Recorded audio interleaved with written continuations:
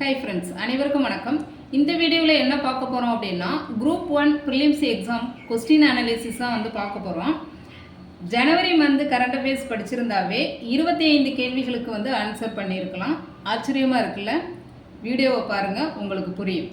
இந்த வீடியோவில் குரூப் 1 மற்றும் குரூப் 2 படிக்கிறவங்க வெரி யூஸ்ஃபுல்லாக இருக்கும். எப்படி படிக்கணுங்கிற ஐடியாவும் கிடைக்கும். அதனால் வீடியோவை ஸ்கிப் பண்ணாமல் எண்டு வரைக்கும் பாருங்கள். இந்த வீடியோவில் 25 கொஸ்டின் பார்க்க போகிறோம். அது எங்கேருந்து கேட்டிருக்காங்க அப்படிங்கிறத விட அந்த கேள்விகளை ஏன் கேட்டிருக்காங்க அப்படிங்கிறத மெயினாக பார்க்க போகிறோம். அதனால் வீடியோ ரொம்ப யூஸ்ஃபுல்லாக இருக்கும். வீடியோவை எண்டு வரைக்கும் ஸ்கிப் பண்ணாமல் பாருங்கள். அதே போல் நம்மளுடைய வீடியோஸ் எல்லாம் பிடிச்சிருந்துச்சுன்னா லைக் போட்டு பாருங்கள். உங்களுடைய சப்போர்ட் தான் எனக்கு மோட்டிவேஷன். வாங்க ஃபஸ்ட்டு 25 கேள்விகள் என்னென்ன அப்படிங்கிறத பார்க்கலாம். அதுக்கும் பிறகு அது எங்கேருந்து கேட்டிருக்காங்க, எப்படி கேட்டிருக்காங்க அப்படிங்கிறத அதன் பிறகு பார்க்கலாம். ஓகேவா? ஓகே, 25 கேள்விகள் என்னென்னங்கிறத பார்த்துட்டு அதுக்கான கேள்விகள் எங்கேருந்து கேட்டிருக்காங்க அப்படிங்கிறத நம்ம பார்க்க போகிறோம். இதுக்கான விடைகளை நான் சொல்ல விரும்பவில்லை. ஏன் அப்படின்னா, நம்ம என்ன தான் சரியான விடையை சொன்னாலும் கடைசியாக டிஎன்பிஎஸ்சி என்ன விடையை சொல்லுதோ அதை தான் நம்ம ஏற்றுக்க வேண்டிய ஒரு சூழ்நிலையில் இருக்கிறோம். அதனால் நான் கேள்விகளை மட்டும் என்னென்ன கேள்விகள் அப்படிங்கிறத இங்கே பார்த்துட்டு அந்த கேள்விகள் எங்கேருந்து கேட்டிருக்காங்க அப்படிங்கிறத மட்டும் நான் இதில் சொல்ல போகிறேன். ஓகே, இப்போ இதில் பாருங்கள், காந்தி பற்றி கேட்டிருக்காங்க. அடுத்தது நேதாஜி சுபாஷ் சந்திர போஸ், அம்பேத்கர், சர்தார் வல்லபாய் பட்டேல். அடுத்த கேள்வி பாருங்கள், நீதி கட்சி பற்றின ஒரு கொஸ்டின். அடுத்தது பெரியார் பற்றின ஒரு கொஸ்டின், சுப்பராயலு இது கேட்டிருக்காங்க. அடுத்தது பாருங்கள், இதிலே அம்பேத்கர் கொஸ்டின். அடுத்தது இந்த திருக்குறள் திட்டத்திற்கு எத்தனை லட்சம் நிதி உதவி. அடுத்தது பாருங்கள், முதலமைச்சரின் காலை உணவு திட்டம். அடுத்தது 2025-26 நிதி அறிக்கை. இது மத்திய பட்ஜெட்டு. அடுத்தது தமிழ் புதல்வன் திட்டம். அடுத்தது பாருங்கள், இது அறிஞர் அண்ணா பற்றின கேள்விகள். அடுத்தது பெரியார் கேள்வி. அடுத்தது பாருங்கள், இதுவும் பெரியார் கேள்வி. அடுத்தது நீதி கட்சி. அடுத்து பாருங்கள், ஈவேரா பெரியார் முத்துலட்சுமி ரெட்டி அவங்களுடைய திட்டங்கள் பற்றி சொல்லியிருக்காங்க. அடுத்தது திமுக இதை பற்றி கேட்டிருக்காங்க. அடுத்தது பாருங்கள், 1932ஆம் ஆண்டு செப்டம்பர் 24ஆம் தேதி பூனா ஒப்பந்தத்தில் கையொப்பமிட்டவர்கள் காந்தி, அம்பேத்கர். அடுத்தது முத்துலட்சுமி ரெட்டி நலத்திட்டம். அடுத்தது திட்டங்கள். அடுத்தது தமிழ்நாடு அரசு 2025-26 பட்ஜெட்டில் இந்த சின்னத்தை கைவிட்டு அதற்கு பதிலாக ரூபாயை மாற்றியுள்ளது. இதுக்கான கேள்வி இதுலேருந்து கேட்டிருக்காங்கன்னா இதுவும் பட்ஜெட்லேருந்து கேட்டிருக்காங்க. அடுத்தது பசுமை வீடு திட்டம், கிராமப்புற ஏழை மக்களுக்கான பசுமை வீடு திட்டம். அடுத்தது அண்ணா, அறிஞர் அண்ணா பற்றின கொஸ்டின். பெரியார் கொஸ்டின். அடுத்தது பெரியார் கொஸ்டின் தான் நீதி கட்சி. அடுத்து கேரளாவை சேர்ந்த ஜார்ஜ் ஜோசப்.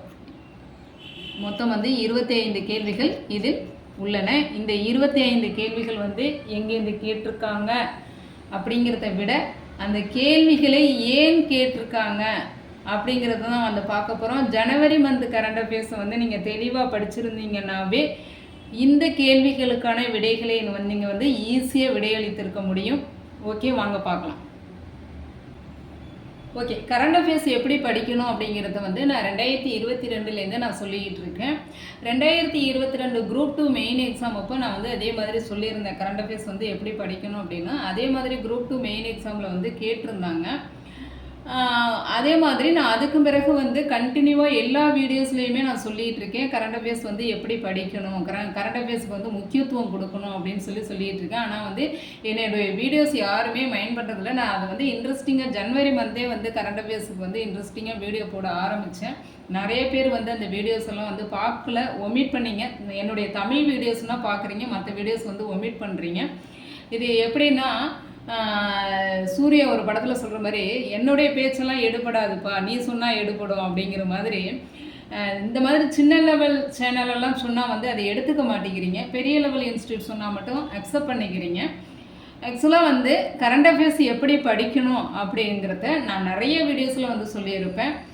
என்ன அப்படின்னா, இப்போ எக்ஸாம்பிளுக்கு இப்போ தமிழரசு இதழ் இருக்குது அப்படின்னா நான் நியூஸ் பேப்பரை வச்சு சொல்லியிருந்தேன். நியூஸ் பேப்பரில் யாரை பற்றி நம்மளுடைய ஹிஸ்ட்ரி, பாலிட்டி, எக்கனாமிக்ஸ் சம்பந்தமாக நியூஸ் பேப்பரில் வந்தது அப்படின்னா அது ரிலேட்டடாக ஸ்கூல் புக்கில் எங்கெல்லாம் அந்த கண்டென்ட் இருக்கோ அதை தொகுத்து நீங்கள் ஹிண்ட்ஸ் எடுத்துக்கோங்க அப்படின்னு சொல்லியிருப்பேன். ஃபார் எக்ஸாம்பிள் இப்போ பெரியார் பற்றி நியூஸ் பேப்பரில் வருது அப்படின்னா அந்த பெரியார் வந்து ஸ்கூல் புக்கில் எங்கெல்லாம் இருக்காங்களோ அதனுடைய டேட்டாவை ஹின்ஸ் எடுத்து அதே மாதிரி நியூஸ் பேப்பர்லேயும் உள்ளதையும் ஹின்ஸ் எடுத்து தொகுத்து வச்சுக்கோங்க அப்படின்னு சொல்லி நான் நிறைய வீடியோஸில் வந்து சொல்லியிருப்பேன்.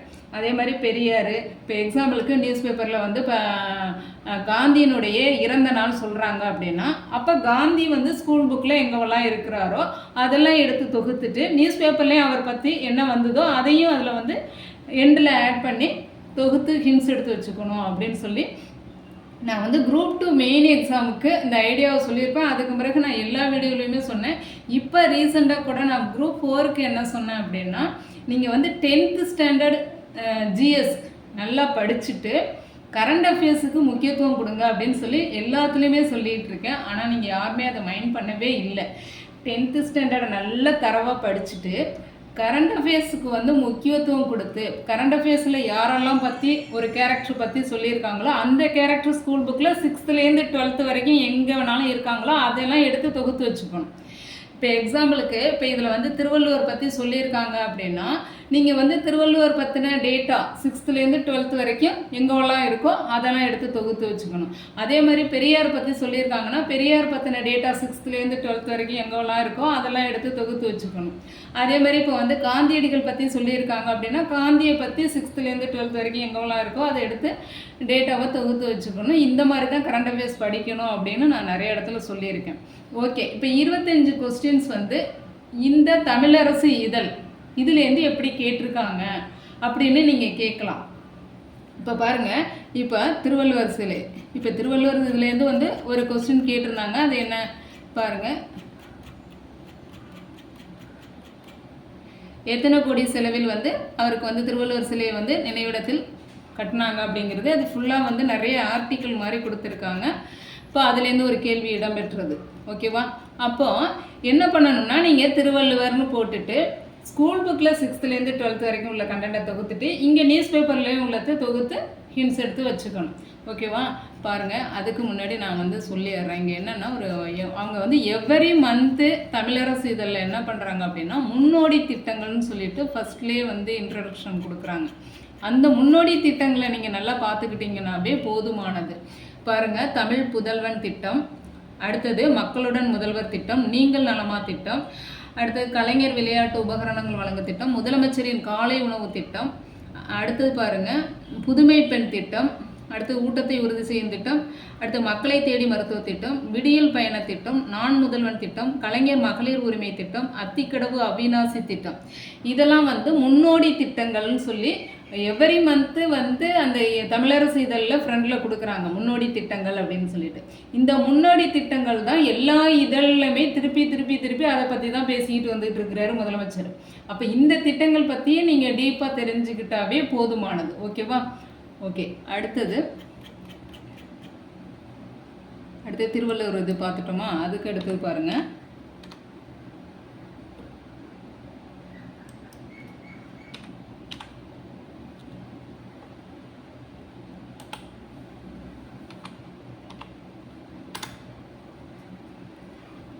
அடுத்து பாருங்கள் தமிழ் புதல்வன் திட்டம். ஆக்சுவலாக வந்து அவர் ஒவ்வொரு இடத்துலையும் வந்து ஒரு திட்டங்களை ஆரம்பித்து அந்த இடத்துல வந்து முதலமைச்சர் வந்து ஒரு உரையாற்றி இருப்பார். அவர் உரையாற்றும் போது யாரெல்லாம் பற்றி என்னவெல்லாம் சொல்கிறாரோ அந்த டேட்டாவை நீங்கள் தொகுத்து ஸ்கூல் புக்லேருந்து எடுத்துக்கணும். இப்போ இந்த இதில் வந்து உரையாற்றும் போது இப்போ இந்த தமிழ் புதல்வன் திட்டத்தை பற்றி வந்து சொல்லியிருக்காங்க. அந்த திட்டத்தையும் நோட் பண்ணிக்கணும். அடுத்து பாருங்கள், முதலமைச்சர் வந்து இவ்விழாவில் மாண்புமிகு தமிழ்நாடு முதலமைச்சர் அவர்கள் ஆற்றிய உரை, அவர் உரையாற்றியதுலேருந்து அவர் எதெல்லாம் பற்றி பேசுகிறாரோ அதெல்லாம் நீங்கள் வந்து தொகுத்து எடுத்துக்கணும் ஸ்கூல் புக்லேருந்து. அவர் உரையாற்றும் போது என்ன சொல்லியிருக்கிறாருன்னா பெரியார் வந்து கல்வியை பற்றி வந்து உரையாற்றுறாரு. அப்போ வந்து பெரியாரின் கனவு அதை பற்றி சொல்கிறாரு. அடுத்தது இந்த பெரியார் என்ன சொல்லியிருக்கிறாரு, காமராஜரை பற்றி, பெருந்தலைவர் காமராஜர் கல்வி கண்ணை திறந்தார் அப்படின்னு சொல்லியிருக்கிறாரு. அப்போ வந்து இந்த இடத்துல வந்து பெரியார் பற்றி இருக்கும், அடுத்து வந்து காமராஜர் இருக்குது. ஆனால் ஏன் பெரியார் பற்றின கேள்விகள் அதிகம் இடம்பெற்றிருந்தது அப்படின்னா இந்த வருஷம் வந்து பெரியார் வைக்கம் போராட்டத்தில் 100ஆண்டு விழாவை வந்து சந்திச்சிருக்காங்க. அதனால தான் பெரியார் கேள்விகள் அதிகம் இடம்பெற்றிருந்தது. அதையும் பார்க்கலாம். ஓகே, அடுத்தது வந்து இப்போ நீங்கள் என்ன பண்ணணும், பெரியார்னு போட்டுட்டு 6th-லேருந்து 12th வரைக்கும் பற்றி பெரியார் பற்றின நியூஸ். இது அதே வந்து அவங்க ரெஃபரன்ஸ் புக்கு கொடுத்துருக்காங்க இல்லையா, தமிழ்நாடு டிஎன்பிஎஸ்சி, அந்த ரெஃபரன்ஸ் புக்லேயும் பெரியார் பற்றின தகவல் இருந்தால் அதையும் எடுத்து நோட் பண்ணிக்கலாம். அடுத்தது காமராஜர், அதே மாதிரி 6th-லேருந்து 12th வரைக்கும் காமராஜர் பற்றின டேட்டா நோட் பண்ணிவிட்டு அதே மாதிரி அவங்க கொடுத்துருக்கிற ரெஃபரன்ஸ் புக்லேருந்து நீங்கள் நோட் பண்ணிக்கலாம் காமராஜர் பற்றி. அடுத்தது நீதி கட்சி பற்றி சொல்லியிருக்காரு பாருங்க. கல்வி கனவை திறந்துவிட்ட ஆட்சி நீதி கட்சி ஆட்சி. 9/3/1923 அன்று ஒரு அரசாணையை வெளியிட்டு அதன்படி அனைத்து மக்களும் கட்டாய கல்வியை வழங்க வேண்டும் என்று சட்டமாக்கியது நீதி கட்சி அரசுன்னு இதெல்லாம் வந்து முதலமைச்சர் சொன்னது. அப்போ நீதி கட்சி பற்றி 6th-லேருந்து 12th வரைக்கும் நோட் பண்ணிவிட்டு அவங்க கொடுத்துருக்கிற ரெஃபரன்ஸ் புக்லேருந்தும் நீதி கட்சியை பற்றி எடுத்து நோட் பண்ணிக்கலாம். அடுத்து பாருங்கள், பேரறிஞர் அண்ணா. 1967ஆம் ஆண்டு தமிழ்நாட்டில் பேரறிஞர் அண்ணா அவர்கள் நடத்திய வந்து அரசியல் புரட்சி. இதையும் இந்த மாதிரி நீங்கள் நோட் பண்ணிக்கலாம். இதில் வந்து இன்னொன்று என்னென்னா, முதலமைச்சர் எல்லா இடத்துலையும் சொல்லிட்டு வர்றது கல்வியும் சுகாதாரமும் என்னுடைய 2 கண்கள் போன்று அப்படின்னு சொல்லிட்டு வந்துட்டு இருக்கிறார். அப்போது நீங்கள் கல்வி சம்பந்தமாக வர்ற டேட்டாஸ் எல்லாத்தையுமே நோட் பண்ணணும். அதே மாதிரி வந்து சுகாதார சம்பந்தமாக வர்ற டேட்டாஸ் எல்லாம் நோட் பண்ணணும். அடுத்தது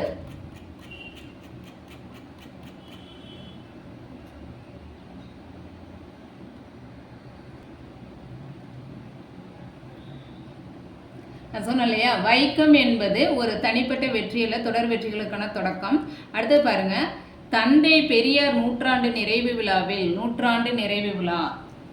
விழாவில் புதுப்பிக்கப்பட்ட தந்தை பெரியார் நினைவகம் மற்றும் பெரியார் நூலகத்தை.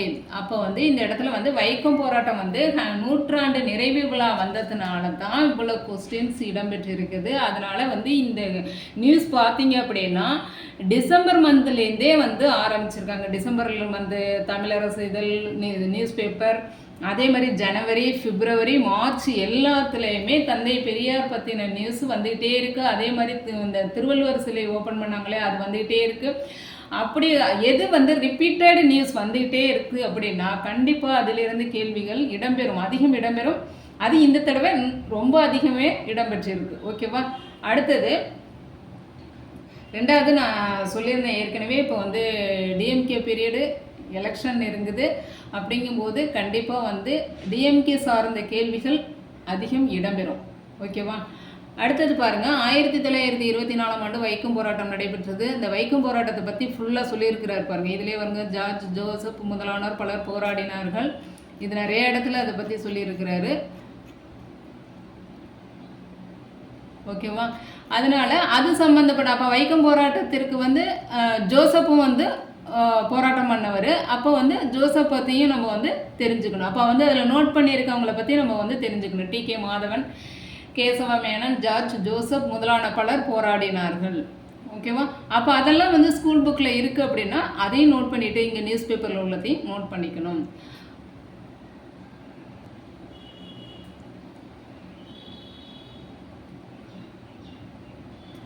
அடுத்து பாருங்க, மகாத்மா காந்தி வந்து பெரியாரை பற்றி எழுதியிருக்கிறாருன்னு சொல்லியிருக்கிறாரு. இந்த மாதிரி திருவாங்கூர் கவர்மெண்டார் குரூர் நீலகண்டன் நம்பூதிரியை சிறையில் நின்று விடுவித்து விட்டார்கள் என்பதையும் ஈவே ராமசாமி நாயக்கருக்கு விரோதமாக பிறப்பித்த தடை உத்தரவை வாபஸ் வாங்கி கொண்டு விட்டார்கள் என்பதையும் கேட்க வாசகர்கள் மகிழ்ச்சி அடைவார்கள் என்று யங் இந்தியா பத்திரிகையில் காந்தியடிகள் எழுதியிருக்கிறார்.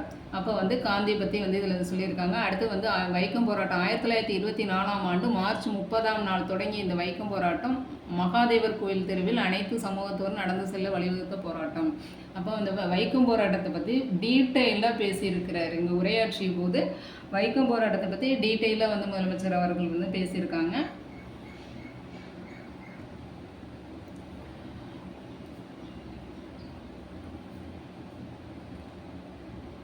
அந்த உரையில் வந்து அம்பேத்கர் பற்றியும் சொல்லியிருக்காரு. அம்பேத்கர் வந்து இந்த தீண்டத்தக்காத மக்கள் பொதுச்சாலையை பயன்படுத்தும் உரிமையை பெற 1924இல் திருவிதாங்கூர் மாநிலத்தில் எடுத்த முயற்சி மிக முக்கியமானது என்று புரட்சியாளர் அம்பேத்கர் குறிப்பிட்டார். இதற்கு பிறகுதான் மகத் போராட்டத்தை தொடங்கினார் புரட்சியாளர் அம்பேத்கர்.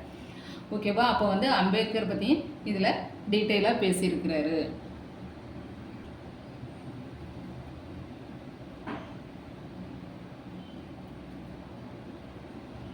அடுத்து பாருங்கள், இதுலேயும் வந்து தந்தை பெரியார் ஜோசப் பற்றி சொல்லியிருக்கிறாரு. தந்தை பெரியாரும் சுயமரியாதை இயக்கம் தான் வந்து இந்த நுழைவு போராட்டத்திற்கான காரணம். வந்து நுழைவு இது வந்து விட்டாங்க, கோயில் நுழைவு வந்து போராட்டம் சட்டம் இயற்றினாங்க அப்படின்னு சொல்லியிருக்கிறாரு.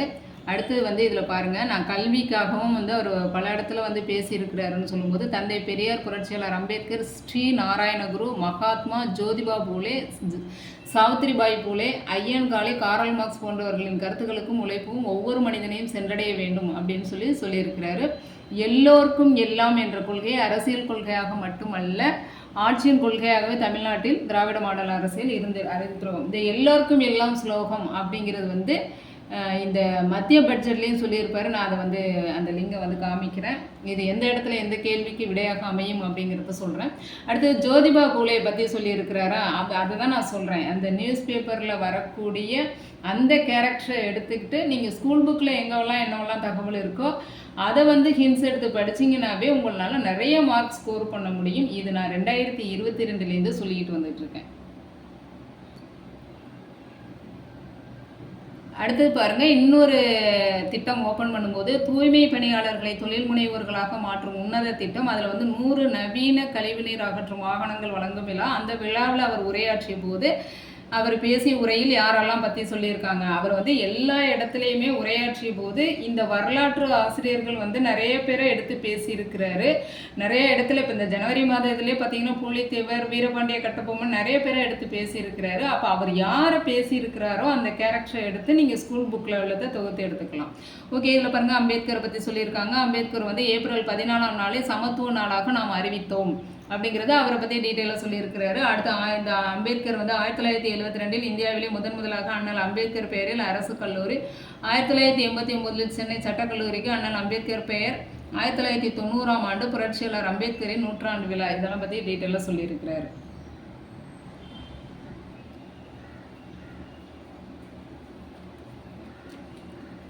அடுத்தது பாருங்க, ஜனவரி 23ஆம் தேதி நேதாஜி சுபாஷ் சந்திர போஸ் அவர்கள் பிறந்த நாள்.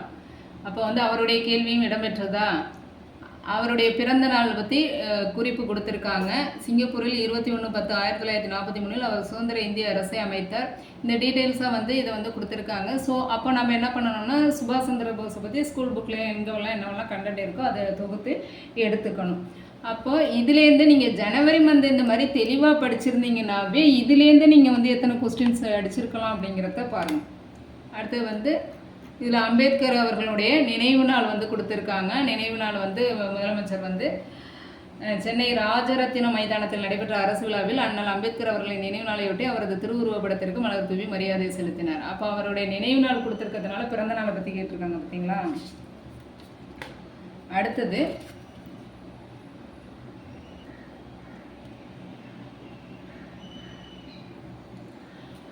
பாருங்க, ஜனவரி 30 அண்ணல் காந்தியடிகள் அவர்கள் நினைவு நாள். தன் வாழ்நாள் முழுவதும் மக்களுக்காகவே சிந்தித்தார். அவருடைய டீட்டெயில்ஸ் வந்து கொடுத்துருக்காங்க. அதில் பாருங்க, முத்தமிழ் அறிஞர் கலைஞர் அவர்கள் 2/10/1998 அன்று சென்னை காந்தி மண்டபத்தில் நடைபெற்ற அண்ணல் காந்தியடிகள் அவர்களின் பிறந்த நாள் விழாவில் ஆற்றிய உரையில் இருந்து அப்படின்னு சொல்லி இதை கொடுத்துருக்காங்க. அப்போ அவருடைய டீட்டெயில்ஸ் கேட்டிருந்தாங்க இல்லையா, காந்தியடிகளுடைய பிறந்த நாள் டீட்டெயில்ஸ் கேட்டிருந்தாங்க இல்லையா. அப்போது இதுலேருந்து நம்ம இவ்வளவு பார்த்துட்டோம். அடுத்தது பார்த்தீங்க அப்படின்னா பிப்ரவரி மாத கரண்ட் அஃபேர்ஸ். நான் எல்லாத்தையும் இதில் வந்து காட்ட முடியலை. பிப்ரவரி மாத தமிழரசு இதில் தான் வந்து அவருடைய பசுமை வீடு இல்ல திட்டம், இதிலே வந்து தமிழ் புதல்வன் திட்டம் எல்லாமே இருக்குது, நான் முதல்வன் திட்டம் எல்லாமே இருக்குது. அதே மாதிரி பிப்ரவரி மாத கரண்ட் அஃபேர்ஸ்லேயும் அவருடைய அனைத்து திட்டங்களும் முன்னோடி திட்டங்கள்னு கொடுத்து அனைத்து திட்டங்களும் அது ரிப்பீட்டடாக வந்துக்கிட்டே இருக்குது அந்த நியூஸு. அப்போ அந்த முன்னோடி திட்டங்கள் ஒரு 10 திட்டங்கள் இருக்குது. அந்த 10 திட்டங்களை படிச்சுக்கிட்டிங்கனாவே போதுமானது. ஓகேவா. அடுத்தது நம்ம வந்து பட்ஜெட்டு வந்து எங்கேருந்து வந்து எப்படி கேட்டிருக்காங்கங்கிறத பார்க்கலாம். ஓகேவா. இப்போ வந்து நீங்கள் உங்களுக்கே தெரிஞ்சிருக்கும், இந்த ஜனவரி மந்த்து தமிழரசு இதழ்லேருந்து இப்போ இவ்வளோ கேரக்டர் வந்ததுனால தான் இதுலேருந்து கேள்விகள் அத்தனை கேள்விகள் இடம்பெற்றது. அதுலேயும் வந்து வைக்கம் போராட்டம் 100ஆண்டு விழாவை தொட்டு தான் பெரியார் பற்றினா அவ்வளோ கேள்விகள் வந்தன. நீதி கட்சியை பற்றி அங்கே பேசியிருக்கிறார் முதலமைச்சர். அதனால் வந்து அவ்வளோ கேள்விகள் ரிப்பீட்டடாக இடம்பெற்றது. ஓகேவா. அப்போ வந்து நீங்கள் என்ன பண்ணணும்னா இதே மாதிரி பிப்ரவரி மந்தில் சிங்காரவேலர் பிறந்த நாள் வந்திருக்கு. இதே மாதிரி நீங்கள் ஒவ்வொன்றையும் வந்து நியூஸ் பேப்பரில் யாருடைய கேரக்டர் வராங்களோ அதெல்லாம் வந்து நீங்கள் ஸ்கூல் புக்லேருந்து தொகுத்து எடுத்துக்கணும். ஆனால் வந்து நீங்கள் இதில் போய் டைம் வேஸ்ட் பண்ணிடக்கூடாது. 10th ஸ்டாண்டர்டை நான் முடிச்சுட்டேன், தெளிவாக இருக்கிறேன் அப்படிங்கிறவங்க கரண்ட் அஃபேர்ஸில் இந்த மாதிரி டைம் ஸ்பெண்ட் பண்ணுங்கள். உங்களுக்கு நிறைய மார்க் ஸ்கோர் பண்ண முடியும். இதிலேயே முதலமைச்சர் என்ன பண்ணியிருப்பாருன்னா அவர் நம்ம பிஎம் மோடி திட்டத்தையும் வந்து இதில் வந்து அவரும் இடையில வந்து சொல்லியிருப்பாங்க. ஸோ அந்த மோடி திட்டத்தையும் நம்ம என்ன பண்ணிக்கலாம், நம்ம அதையும் நோட் பண்ணி தெரிஞ்சுக்கலாம். ஓகேவா? அடுத்தது வந்து பட்ஜெட்லேருந்து 2 கேள்வி கேட்டிருந்தாங்க இல்லையா? இப்போ பாருங்கள், நம்ம தமிழ்நாடு பட்ஜெட்லேருந்து ஒரு கொஸ்டினும் இந்தியா பட்ஜெட்லேருந்து ஒரு கொஸ்டினும் கேட்டிருந்தாங்க. அடுத்தது இந்த இணையதளத்திலே பார்த்தீங்க அப்படின்னா நமக்கு வந்து தமிழ்நாடு பட்ஜெட்லேருந்து ஒரு கேள்வி, இன்னொரு கேள்வி வந்து டிஎம்கே சார்பாக ஒரு கேள்வி கேட்டிருந்தாங்களே, அந்த 2 கேள்விகளும் இந்த இணையதளத்திலே இருக்குது பாருங்கள். இது வந்து தி எக்கனாமிக் டைம்ஸ் செய்தி.